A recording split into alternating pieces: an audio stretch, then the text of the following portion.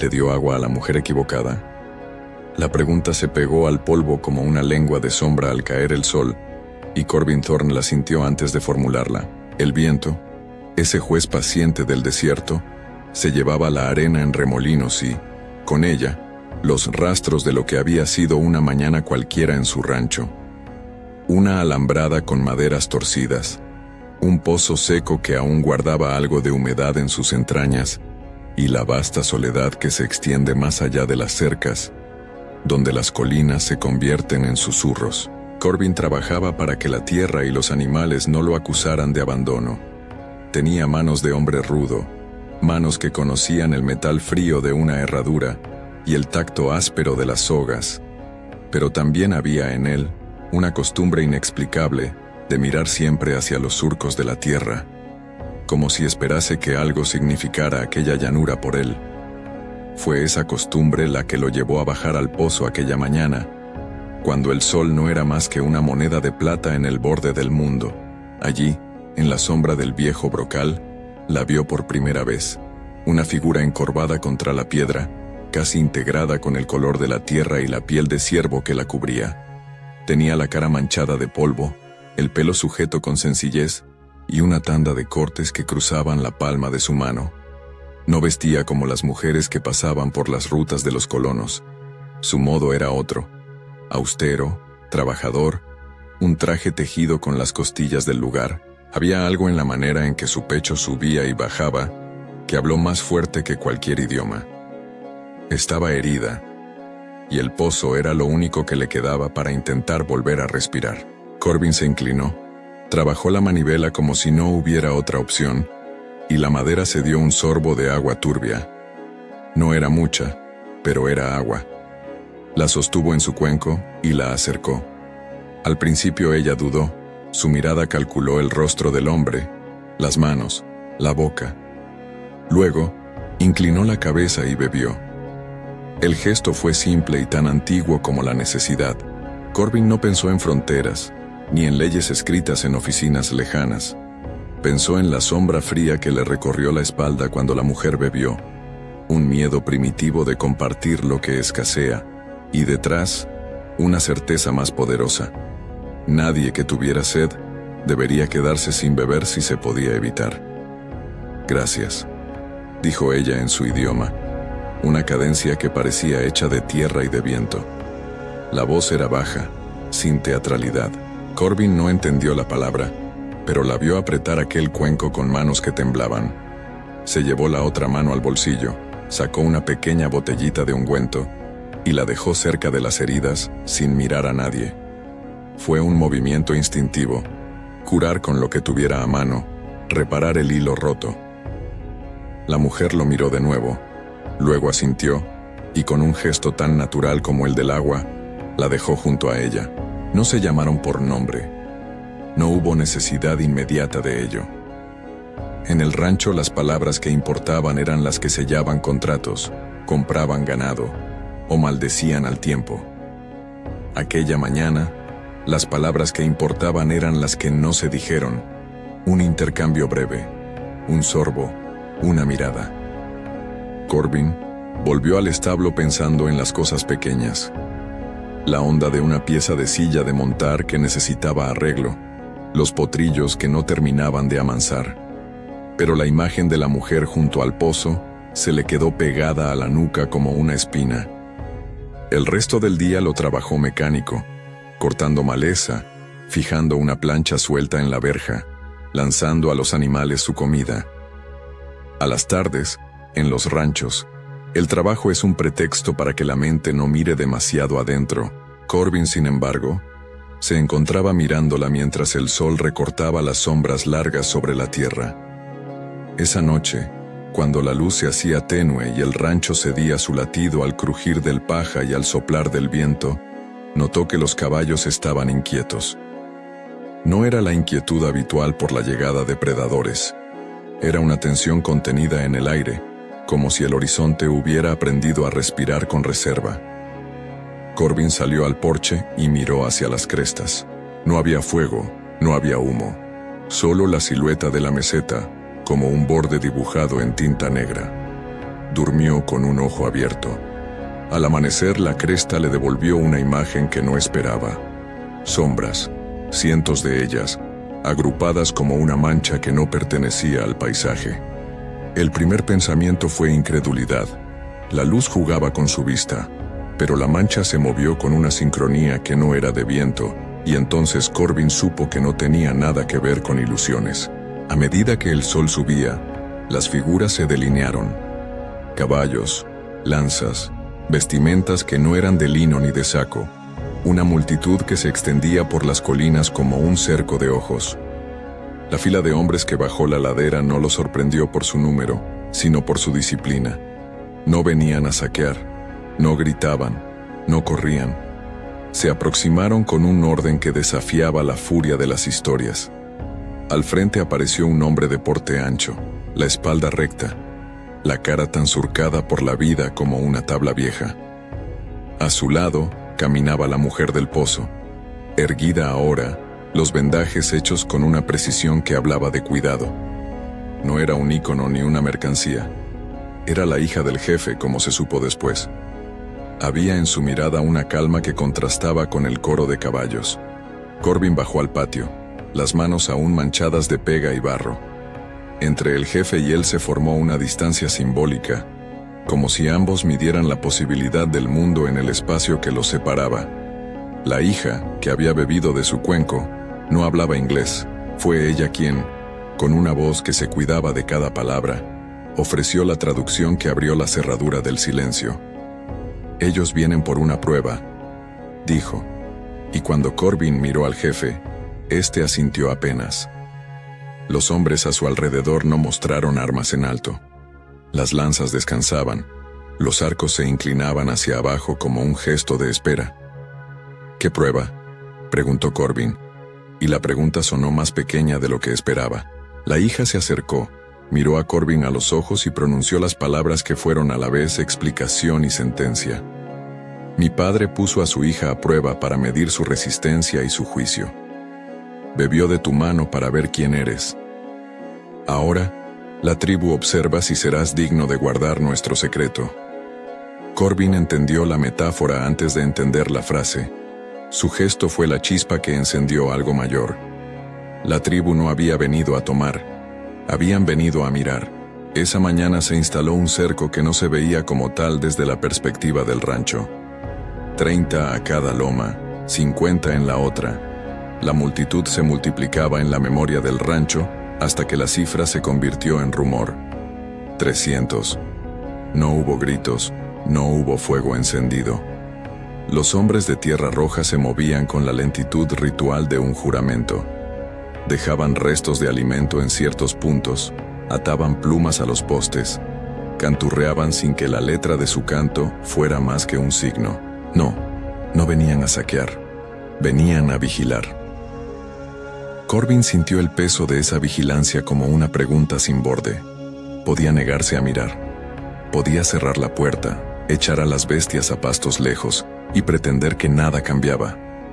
Pero la imagen de la mujer junto al pozo se le había quedado prendida en la memoria como una flecha que no se puede sacar sin abrir la carne.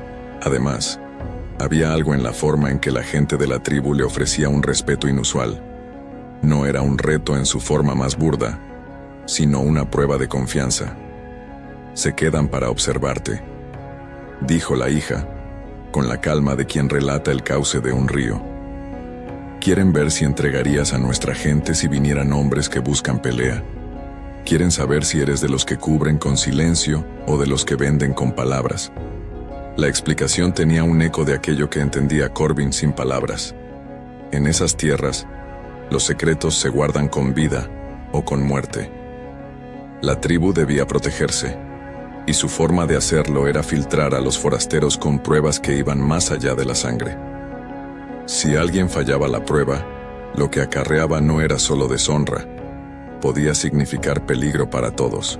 A partir de entonces, la rutina de Corbin dejó de ser suya. El rancho, antes extensión tranquila de su querer, se convirtió en escenario. Días que parecían iguales se llenaron de miradas que no bajaban las orejas. Dejó raciones en la valla para los niños que a veces se acercaban a mirar sin tocar. Dejó un recipiente con avena para el caballo viejo del jefe, y en el otro extremo, colocó un cuenco más grande para el animal que cada mañana traía la vigilancia hacia el corral. Pequeños gestos. Cada noche cerraba la puerta de la casa con la sensación de haber puesto una bandera sobre su conciencia. Los 6 días que siguieron se alargaron como el filo de un cuchillo. No hubo una sola palabra pública que declarara un veredicto. La observación tenía la lentitud de las estaciones. Corbin aprendió a leer los signos, las posiciones de los caballos, la manera de atar las cuerdas, la colocación de las brasas en un fuego. Los hombres de la tribu hablaban poco entre ellos en la presencia del rancho, como si su conversación fuera un río que circunvalaba la casa sin tocarla. Cada mañana, niños espiaban desde una distancia segura. Por la tarde, alguno dejaba flores silvestres en la puerta, y Corbin sabía que no eran simples ofrendas, sino piezas de un lenguaje que estaba aprendiendo. A veces, a la distancia, se escuchaban cánticos que apenas se filtraban hasta su oído, notas que parecían repetir el latido del tiempo. En la penumbra de una de esas tardes, la hija, Nehoni, así se presentó cuando Corbin logró articular su nombre, se acercó con pasos que no buscaban llamar la atención. Había en su rostro una gravedad nueva, como si el peso de la prueba pesara también sobre sus hombros. «Mi padre dice que tu gesto fue de hombre», murmuró, y sus palabras, traducidas con cuidado, no eran un elogio ni una condena, sino una observación que se aferraba a la ética. Hay acciones que definen una vida más que una fortuna. Corbin le ofreció tabaco con manos que olían a cuero. El silencio entre ambos era ancho y cordial. Los dos estaban lejos de sus historias y, sin embargo, se encontraban en un punto compartido: la fragilidad humana frente al acto de elegir. Nehoni, con la mirada fija en el horizonte, añadió algo que hizo que las palabras de su padre reaparecieran en la mente de Corbin. La protección no es gratuita, ni invisible. Existe un precio que, al ser pagado, marca al que lo recibe ante el resto. Los días pasaron sin grandes incidentes. Corbin arregló el techo que filtraba agua en las lluvias de primavera, enderezó la valla que siempre entraba en rebeldía, y por la noche escuchaba los sonidos que le llegaban: conversaciones ahogadas, el tintinear de algún adorno en la distancia, el repiqueteo de cascos en la ladera. En esos momentos, cuando la noche parecía querer tragarse todo, repasaba su decisión: dar agua a una mujer herida. ¿Había sido un error? ¿Una imprudencia? Se obligó a repetir la pregunta. ¿Le dio agua a la mujer equivocada? Y cada vez que la repetía, la frase se convertía en algo menos punzante y más interrogante moral. ¿Qué hubiera pasado si no lo hubiese hecho? Pero la llegada de la milicia fue una nota discordante que nadie en la ranchería vio venir del todo. Vinieron desde el valle con estandartes de furia bajo el brazo, un grupo de hombres cuyo interés por la justicia se medía en pólvora y convicción. Habían oído hablar de ataques a granjas en las colinas, animales muertos, cercas cortadas, la consigna de que la presencia de muchos guerreros no era buena para la comunidad de colonos. El rumor, húmedo como un ganado enfermizo, se propagó veloz. Fueron ellos quienes vieron la multitud en las crestas como un signo inapelable de amenaza. Un ejército listo para atacar. Llegaron al primer atardecer con la lluvia de su propia indignación. Eran hombres con bigotes en exceso y manos que conocían poco la paciencia. El líder, un hombre corpulento con la barba más descuidada que un cerco sin reparar, habló desde la distancia. Exigió saber por qué había tantos rostros ajenos en las colinas, y cómo era posible que un solo rancho estuviera siendo, a sus ojos, un nido de conspiradores. Sus voces subieron de tono. Su lógica era simple: presencia igual culpabilidad. Corbin, que había preferido la prudencia a la confrontación, se plantó entonces frente a su porche como si su propio cuerpo fuese la cerca más reciente. Habló despacio, tratando de explicar lo que había ocurrido sin entregarse a la retórica. Dijo que no había habido ataque, que la tribu se había limitado a vigilar, que la hija del jefe había bebido agua de su mano por un acto de necesidad. Los hombres de la milicia no parecían interesados en escuchar explicaciones.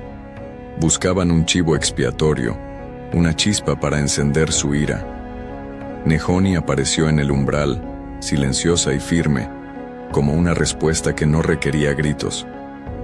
Alzó la mano, y con una voz que hizo traducir por su propia lengua a Corbin, pronunció aquello que el jefe había dicho en otros términos.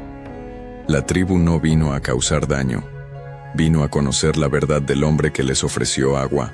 Corbin dijo entonces lo que debía decir: la verdad es suya, y él no la vendería por la comodidad de ser aceptado por los suyos. Fue en ese momento cuando el jefe decidió ofrecer lo que, para la tribu, era algo mayor que una simple alianza: un collar. No era una joya vistosa, sino un cordón trenzado con cuentas y plumas. Su valor no estaba en el material, sino en el pacto que representaba. Cuando lo tendió, lo hizo con la seriedad de quien entrega la vida de su comunidad a una responsabilidad externa. «Si aceptas esto», dijo el jefe a través de la hija, y su voz llevaba el peso de generaciones, «nuestra gente te dará protección. No te convertirá en enemigo, sino en protegido. Pero debes saber que, al portar esto, te marcarás ante los tuyos». La protección de la tribu es un escudo que también señala. Algunos te mirarán con temor, otros con desconfianza. No es solo un amuleto, es un juramento firmado por vida. Corbin sostuvo el collar en las palmas como quien sostiene un recién nacido, con reserva y con el temblor de lo inesperado. El pueblo de colonos lo observaba como si aquel cordón hubiese cambiado ya la naturaleza del hombre que lo sostenía. Fue un momento en que la elección dejó de ser solo personal para convertirse en un acto visible y público. Aceptarlo significaba entrar en una alianza que la mayoría de su gente no podría entender. Rechazarlo significaba renunciar a una protección que quizá necesitara cuando la furia descendiera en forma de hombres dispuestos a juzgar sin preguntar. Nehoni se acercó, y por primera vez, Corbin oyó en su voz algo más que traducción, un matiz de aprecio y desafío al mismo tiempo. No era una súplica, sino una propuesta honesta. Entiende lo que es ser visto de otra manera, y si lo aceptas, conoce también lo que perderás. No es un gesto de propiedad, es un acto que te liga a una comunidad con reglas que no son las del mercado, ni las de la ley escrita en los juzgados. El rancho, que hasta entonces había sido el perímetro de la decisión, pasó a ser arena de miradas que aguardaban la respuesta. Corbin repasó en su mente cada una de las caras que había cruzado esos días. La hija que había bebido, el jefe que ofrecía, los hombres que vigilaban, sus propios animales que no dejaban de mostrar inquietud. Se dio cuenta de que el collar no era solo un objeto, sino una historia futura, quizá de honor, quizá de rechazo, tal vez de paz, tal vez de aislamiento. La tarde cerraba cuando, con manos que no traicionaban su pulso interior, Corbin dejó que el cordón rozara su cuello. Las cuentas se apoyaron contra su piel con un sonido mínimo que se perdió en el viento. No era una decisión simple. No fue un gesto de bravura ni de huida. Fue la elección de alguien que estaba dispuesto a asumir el precio de su compasión. Apenas tuvo tiempo de sentir la primera ligereza del collar, cuando a lo lejos, en el borde de la llanura, aparecieron sombras montadas que cortaron la línea del horizonte. No eran figuras nuevas. Eran jinetes que avanzaban con un propósito que olía a pólvora y a juicio. Corbin levantó la vista. La gente del rancho contuvo el aliento como si el aire fuera un vaso que podía romperse en cualquier momento. La presencia en las crestas, la vigilancia, el collar, y ahora esos jinetes. Todo compuso una sinfonía de tensión cuya última nota aún no se había interpretado. Corbin se quedó inmóvil, con la mano rozando las cuentas, sintiendo en la garganta el frío de un porvenir que se acercaba. Nehoni estuvo a su lado sin palabras. Su sombra se mezcló con la de Corbin y con la del porche. En sus ojos no había miedo. Había la certeza de quien sabe que las pruebas no terminan con una elección, sino que siguen su curso en las consecuencias. El jefe, en la ladera, Observó la llegada de los jinetes con la calma de quien ha visto a su gente en situaciones más duras. Los guerreros no se movieron. El silencio se tensó hasta hacerse casi sólido. Corbin tuvo la sensación de que algo se fracturaba en ese instante, no en su cuerpo, que seguía entero, sino en la tranquilidad de las etiquetas que la gente usa para definirse. Ser protector, ser vecino, ser sospechoso. Las palabras se deshilachaban y se recomponían de nuevos modos. ¿Había obrado bien al dar agua? La pregunta persistía, pero ya no importaba tanto la respuesta platónica. Lo que importaba era el precio inmediato, la mirada de aquellos jinetes, el murmullo de armas, la posibilidad de que la elección de quedarse con un cordón en el cuello fuera la chispa que desatara un conflicto mayor. En la casa, la vieja lámpara aún olía a aceite. Corbin sintió que la noche llegaba con una intención distinta. Afuera, a la distancia, los cascos resonaban como un latido enemigo. Dentro, el collar se movía con cada respiración.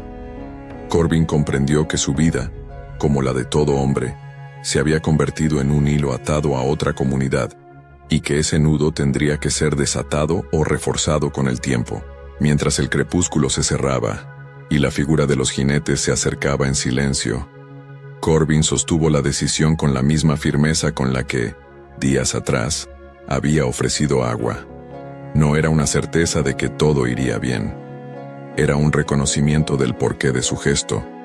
A veces la compasión exige pagar un precio que ni la recompensa ni la condena pueden calcular. Y en la última luz que quedó, cuando la llanura empezó a perder sus contornos, Corbin se apoyó en el umbral y miró a Nehoni una vez más. Ella le devolvió la mirada sin palabras, y en esa mutua comprensión hubo algo que ni la vigilancia de 300 hombres ni la furia de la milicia podían apagar: la claridad de una elección tomada a la altura de la dignidad humana. El resto, aún por escribirse, aguardaba fuera, en la línea donde el polvo se levanta en un instante y decide cuál será el signo que marcará un camino. El resto, aún por escribirse, aguardaba fuera, en la línea donde el polvo se levanta en un instante y decide cuál será el signo que marcará un camino. Los jinetes tomaron la llanura con su ritmo grave.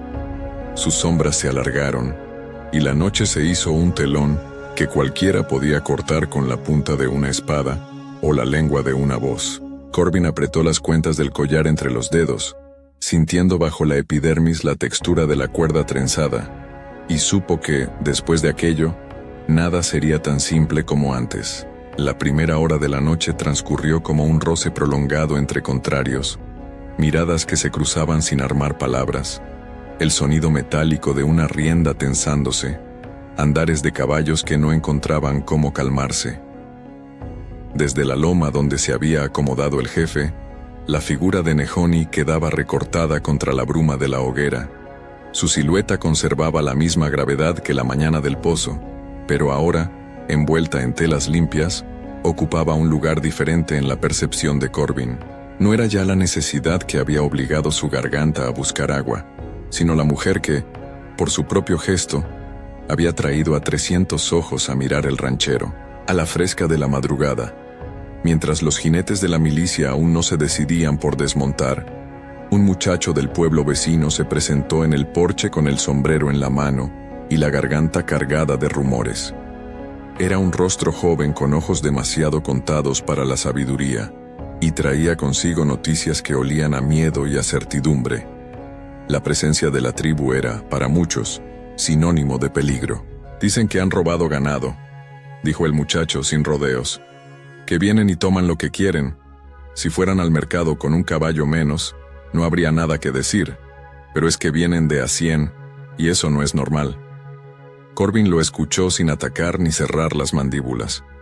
Le respondió con voz baja, porque la noche le pedía prudencia y porque sabía que la verdad se escucha mejor cuando no va envuelta en pólvora.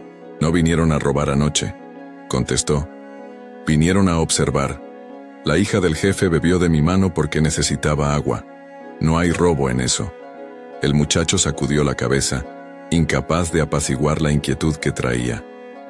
«Sí, pero eso no cambia que la gente tenga miedo. La conversación fue breve. Corbin dejó que el joven siguiera su camino y, cuando cerró la puerta, miró al interior de la estancia. Las cosas de siempre. Ese perro que dormía con una pierna al aire, el sillón de cuero cuarteado, la lámpara vacilando con un olor a parafina que aún ardía. En la mesa, las cuentas del collar dibujaban una sombra curva y su presencia parecía emitir un sonido sordo, como si conservara un latido propio. El amanecer no trajo la calma esperada. Tal vez los hombres que habían llegado con la barba corta y las pistolas al cinto querían respuestas donde no las había. O tal vez la rabia se alimenta de cualquier forma de diferencia, y frente a la diferencia, la violencia solo espera la excusa más pequeña para encenderse. La milicia avanzó hasta la vereda que marcaba el final del rancho. Sus líderes no buscaban palabras dulces, exigían claridad en términos que la tierra no suele entender. El jefe de los hombres, una masa de músculo y certidumbre, depositó su autoridad como quien deja una piedra en el camino para obligar a la gente a rodearla. «¿Qué hacéis vosotros, señor Thorne?», dijo el hombre con el ceño fruncido, sin acercarse del todo, midiendo la distancia con la arrogancia de quien cree en su propia ley. Corbin salió al encuentro porque la retirada habría sido el gesto de aquel que teme sin causa. Los colonos necesitaban la evidencia de firmeza, no la complacencia silenciosa de quien es arrinconado por la sospecha. «Les he dado agua a quien la necesitaba», contestó Corbin con la honestidad habitual sin elevaciones teatrales. «No hay más que decir. No estaba obligado a preferir mi comodidad a otra vida». La voz del hombre de la milicia se elevó, acompañado de insultos que no conviene repetir. No por cobardía, sino por principio. Había que evitar reproducir desprecios. Corbin guardó la calma. La rabia externa se encontró con una disposición interna a no hacer valer la fuerza propia. Aquello no calmó al líder, que interpretó el silencio como sumisión. En medio de ese vértigo, sin que nadie más lo esperara, Nehoni avanzó desde el borde del rancho. La traducción que ofreció fue directa y nítida. La tribu vigilaba porque esa era su manera de protegerse. Corbin había elegido no traicionarlos. Era una frase tan simple que en su sencillez desarmó parte del furor. «No estáis buscando guerra», dijo Nehoni con la serenidad de quien conoce la gravedad de sus propias palabras. «Podemos hablar. Mi padre no vino a robar. Vino a saber quién eres». Las armas seguían al cinto. Los ojos, sin embargo, cambiaron. No por un gesto de nobleza, sino por la capacidad de la palabra de transformar la percepción. Cuando se dice una verdad, incluso la furia más seca tiene que replantearse la siguiente cosa que va a hacer. Uno de los hombres de la milicia, el más pendiente de la violencia, dio un paso adelante. Era joven, con el gesto rígido de los que aprenden la ira en la sangre de sus mayores. Había en su mirada una pregunta cruel. ¿Cómo iban a fiarse? Otros rindieron con el tiempo. Algunos se retiraron al borde con los perros y la mirada dura, pero sin la resolución de quemar o matar. Lo que sobrevino entonces no fue una batalla con pólvora en la noche, sino un tira y afloja, donde las palabras jugaron un papel que la pólvora no supo sustituir. El jefe de la tribu, alto y sereno en su sitio, no gritó. En su lugar, ordenó que uno de los guerreros depositara un cuenco de avena en el suelo a pocos metros de la línea, entre las dos comunidades. Fue un gesto lento y deliberado. La comida, ofrecida en el polvoriento límite, como prueba de confianza. Nadie la tomó. Nadie se lanzó a ella. Pero el acto de ofrecerlo fue una señal que todos interpretaron. El líder de la milicia frunció el ceño. Llevaba en su mano un fusil que quería hablar por él, pero se encontró con la palabra que, de tan antigua, sigue valiendo más que la bala: respeto. No por obligación, sino por la atávica certeza de que había rituales que no se deben romper si uno quiere conservar cierta forma de humanidad. «Nos marcharemos si nos dais la promesa de que no os guiáis por ataques a las granjas», replicó el líder con voz menos cortante. «No prometo más de lo que puedo mantener, pero exigimos seguridad». El jefe, a través de Nehoni, lo escuchó y ofreció lo que la tribu podía ofrecer: un pacto de observación y de intercambio. No era una capitulación, ni tampoco una sumisión. Era el uso de la lengua como puente. La milicia pidió plazos, la tribu los ofreció. Las horas se convirtieron en un acuerdo que, aunque frágil, tuvo el valor de evitar la función destructiva que muchos esperaban. Los hombres que llegaron con la voluntad de incendiar se retiraron aquella noche con el ruido amargo del descontento, pero sin la combustión final. La tensión no desapareció, pero se transfirió a formas que no emanaban del gatillo. Tras la partida de los jinetes, amaneció un día de cielos claros y un viento que parecía querer barrer los rastros de la jornada anterior. Los guerreros en las lomas no abandonaron su puesto. Su presencia siguió siendo una sombra que contaba la vigilia. Para Corbin, aceptar el collar había significado un cambio que le costaría en lo social, pero también un acceso a una red de responsabilidad que no conocía antes. No se trataba de orgullo, era algo más sencillo. La conciencia tranquila formada por la convicción de que había actuado conforme a su propia medida de lo correcto. Y sin embargo, la sociedad que lo rodeaba no compartía esa medida. Pronto comenzaron a llegar susurros. Dueños de tabernas se negaron a sentarlo en su mesa. Algunos vecinos dejaron de pasar por su puerta. Otros, con un resentimiento silente, le devolvían la mirada como si el cordón que pendía de su cuello fuera una inscripción de traidor. El precio de la compasión, tal como algún anciano lo anunció, no siempre se parece a la recompensa que el corazón espera. Las semanas que siguieron fueron una mezcla de rutina cotidiana y de pequeños gestos que recordaban por qué se le había confiado la prueba a Corbin. Cada vez que salía al campo, sentía la mirada de la loma. Cada vez que entraba en un pueblo, la distancia de la gente. El collar era una palma que pesaba y que protegía al mismo tiempo. Si algún forastero intentaba provocarle, los guerreros sabían responder con una presencia que disuadía. Pero la protección no borraba el aislamiento. En la soledad de la noche, Corbin hablaba con su perro y con los postes de la valla. A veces recordaba la primera vez que oyó decir a su padre que todo acto tiene su coste. Aquella máxima, repetida en la cocina de una casa con olor a café, había tomado ahora una forma corpórea. El cordón en su pecho. Comprendió que la compasión no siempre es recibida con gratitud por quienes esperan respuestas simples. Comprendió también que la paz que ofrece una alianza es algo que se compra, muchas veces, con el desprecio de los propios. No obstante, había señales de que la vida no se quería encoger ante la presión social. A cambio de su decisión, llegó una serie de favores que no podían comprarse con palabras. Rescates de animales perdidos, una vez que la tribu tuvo la seguridad de que Corbin se mantenía leal.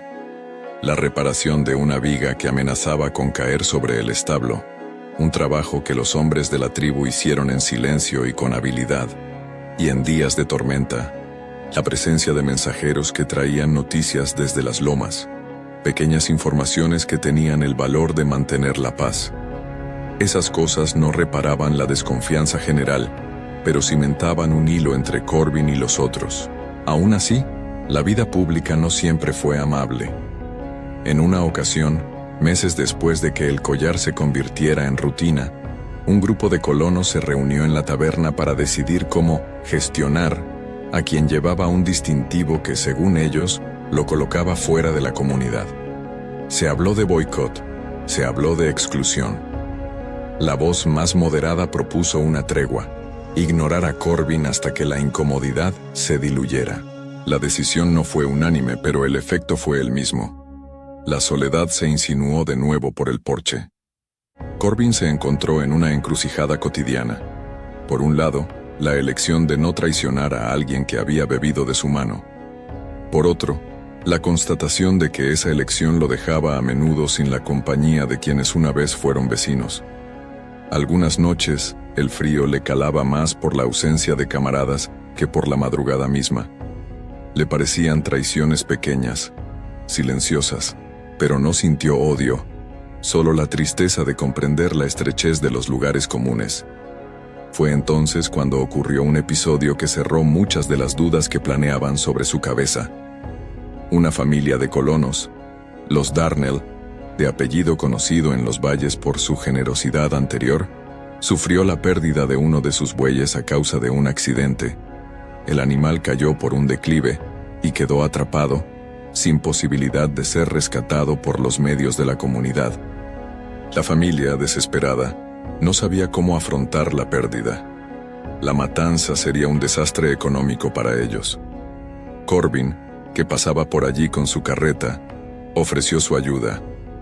Con su propio caballo y su fuerza, descendió al barranco, tiró de cuerdas, ató poleas y, poco a poco, trazó la maniobra que permitió recuperar el cuerpo del buey sin destrozar la carne.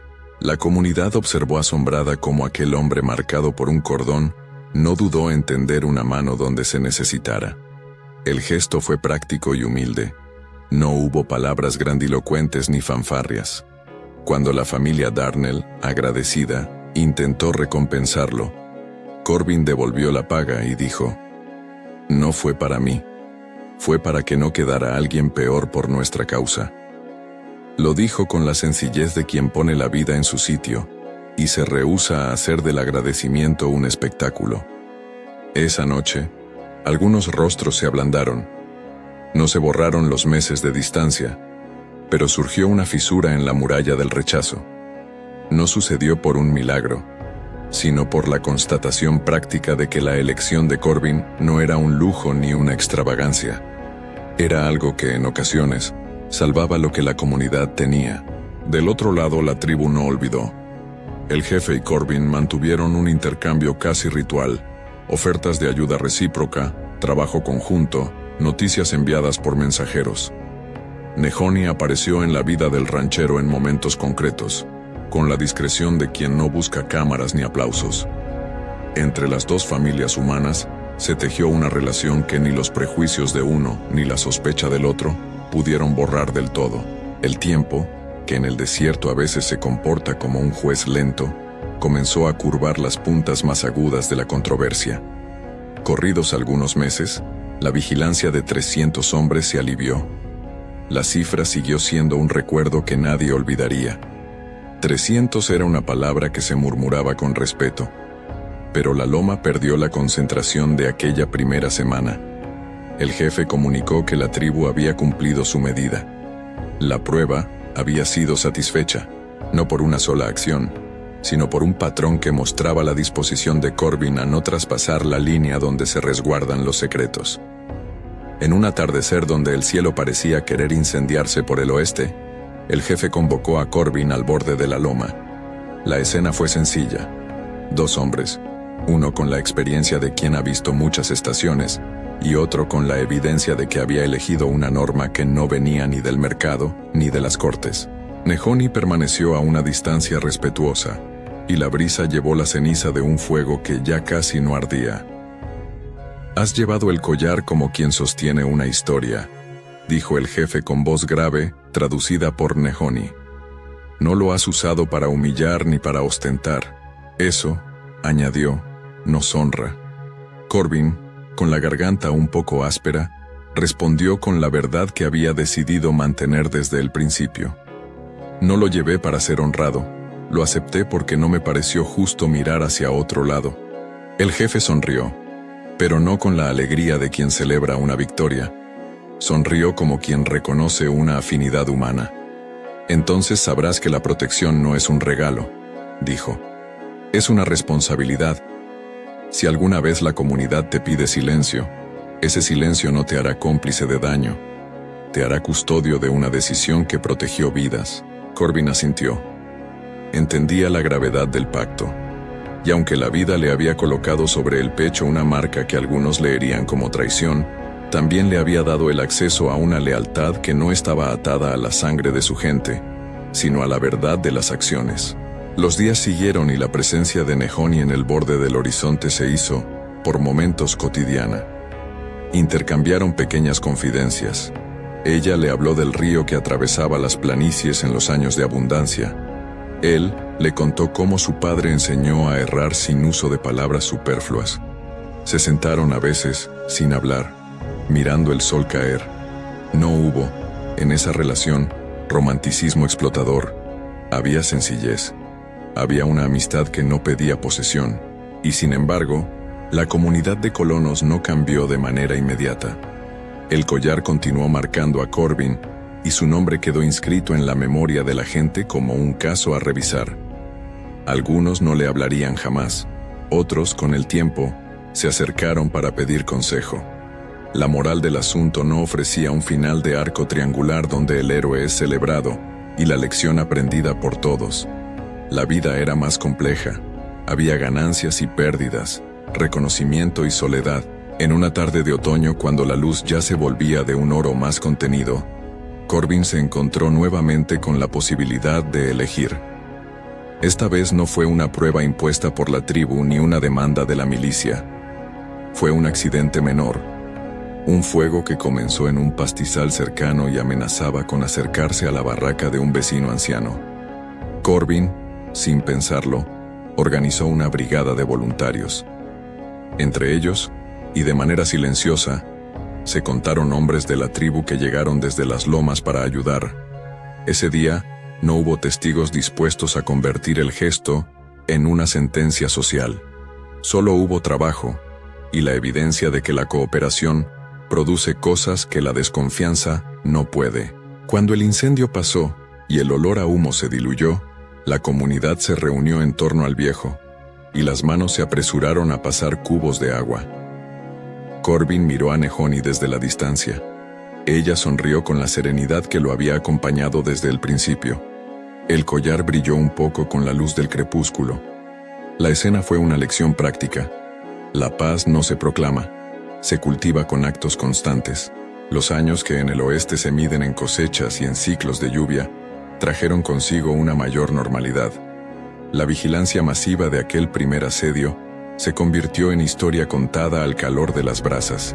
Los hombres ya no calculaban cada paso pensando en la posibilidad de que 300 ojos los midieran.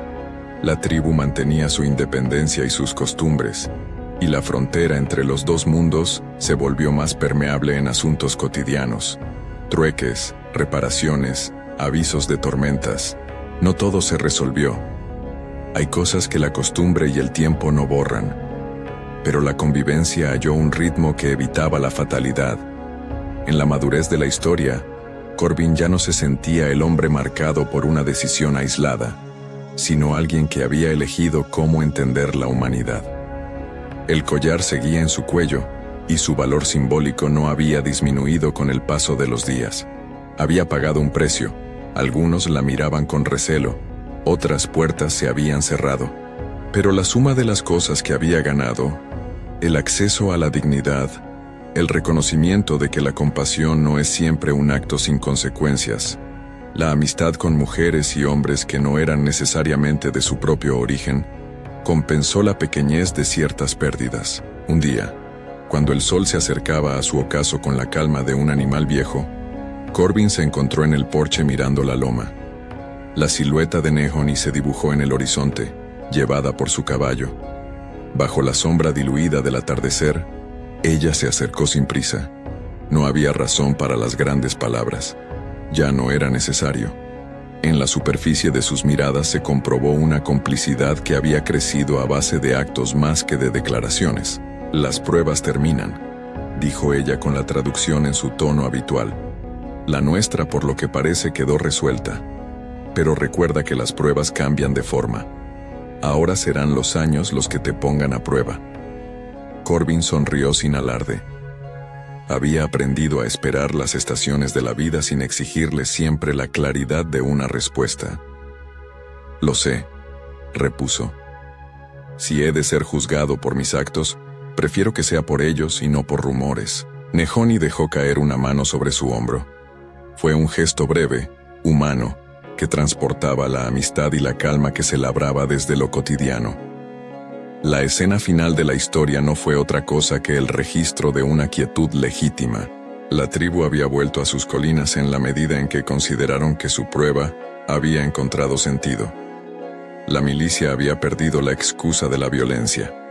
La comunidad, poco a poco, comenzó a reconocer que las fronteras se podían, con dificultad, dinamitar en el terreno de la cooperación.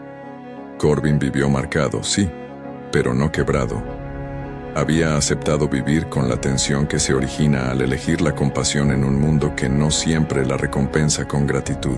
En la última mañana descrita por los veteranos que contaban la historia en las tabernas, se vio a Corbin en el porche con el collar, mientras una figura se recostaba sobre su montura en la distancia, y después, con paso firme, desaparecía entre los cerros. Nehoni, que había decidido volver a su gente, dejó en la vega una pequeña bolsa con semillas y un mensaje sencillo: para que la tierra que nos une crezca con nosotros. Fue su forma de despedida, no un adiós definitivo, sino una promesa de que cuando la necesidad apriete, habría manos del otro lado dispuestas a tender ayuda. Corbin observó cómo la figura menguaba en la línea del horizonte. El collar le pesó un segundo como recordatorio de su voto. Luego volvió a ser parte de su latido. No hubo fanfarrias ni aplausos. Solo el sonido del viento, el murmullo de los cascos lejanos y la certeza de que en aquel acto de dar agua, había una decisión que cambió el curso de muchas vidas. ¿Le dio agua a la mujer equivocada? La pregunta siguió siendo válida como interrogante moral. Uno no puede afirmar categóricamente que su gesto fue un error o una salvación. Lo que sí puede decirse con claridad, y aquí radica la lección, es que el gesto abrió una puerta que solo podía cerrarse con actos posteriores. Dar agua puso en juego la responsabilidad. Le costó relaciones y le dio a la vez un tipo de pertenencia no prevista. Corbin pagó un precio social por su compasión, pero ganó la tranquilidad que produce saber que, en un momento concreto, eligió no traicionar lo que la humanidad le pedía. Eso es quizá la medida real de su acto. La imagen final quedó grabada en la memoria de quienes la cuentan. El collar balanceándose, el polvo que se quedaba suspendido en el aire y la silueta de la mujer que se alejaba por las crestas, sin dramatismos y con la misma dignidad con que había recibido el agua. No hubo héroes ni villanos en esa escena. Hubo, en cambio, seres humanos que aceptaron las consecuencias de ser coherentes con lo que valían. Si esta historia te ha tocado de algún modo, quédate y explora más relatos del lejano oeste, donde la dignidad y la elección se enfrentan al paisaje. Suscríbete para escuchar más historias como esta, y comparte con alguien que valore las decisiones difíciles.